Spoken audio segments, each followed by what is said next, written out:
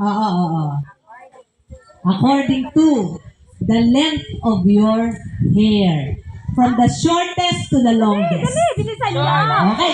Oh!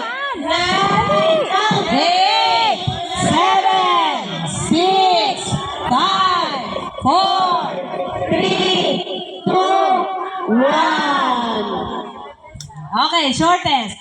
O, sige, ulit dito. Face to the left, ang group 1. Yan. Face to the right, ang group 2.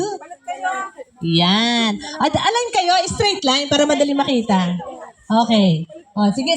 Ang ating mga judges, please observe. Kailangan nakalabas ang ano. Okay. Hoy, pahabaan ng buhok, hindi pahabaan ng mukha, ha? Buhok.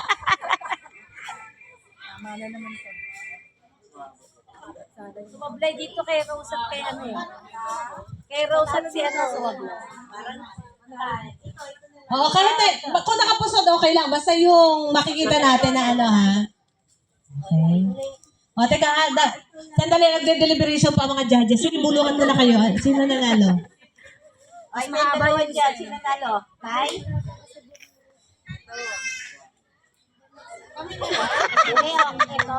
Request daw kumuha ng gunting.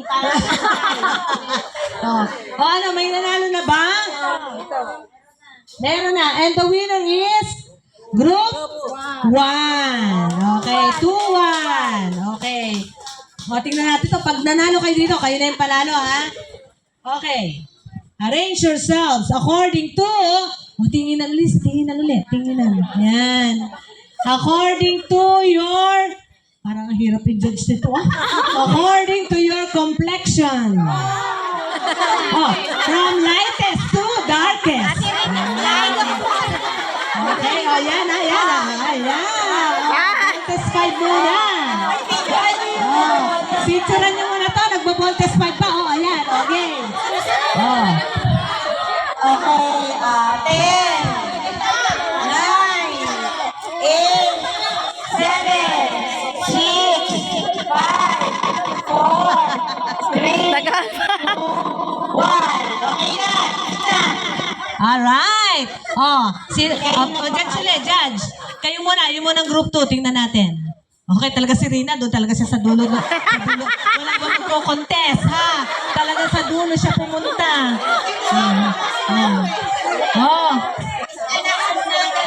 Ayan, dalawang kamay. Ayan. O, teka. Kasama na dyan ako naligo o hindi naligo, ha? Nagagalit si Rina. Bakit daw ganyan ang konti? Parang napupulis Ay, wala akong kinalaman dito. Ito nakasulat, ha? Okay. Na-check na ba ang group 2? Okay. Ito naman. Tingnan naman natin ang group 1. Yan. Ay.